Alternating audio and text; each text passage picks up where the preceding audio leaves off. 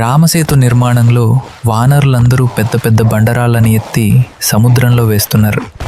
అది చూసిన ఒక చిన్ని ఉడుత, నేను కూడా రాముడికి సాయం చేస్తాను అనుకుంది.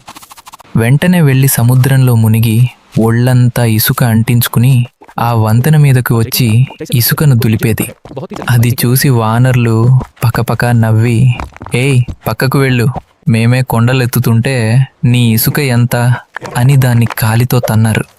పాపం ఆ ఉడుత ఎగిరి వెళ్ళి రాముడి చేతిలో పడింది. రాముడు దాని దగ్గరికి తీసుకుని, వానర్లారా, మీ శక్తికి ఆ కొండలు ఎంతో, ఈ ఉడుత శక్తికి ఈ ఇసుక రేణువులు అంతే, భక్తిలో చిన్న పెద్ద తేడా ఉండదు అని చెప్పి ఆ ఉడుత వీపు మీద ప్రేమగా నిమిరాడు. అందుకే ఇప్పటికీ ఉడుత వీపు మీద 3 చారలు ఉంటాయి. ఈ చిన్ని ఉడుత భక్తి నచ్చితే రాముడి కోసం ఒక లైక్ వేసుకోండి.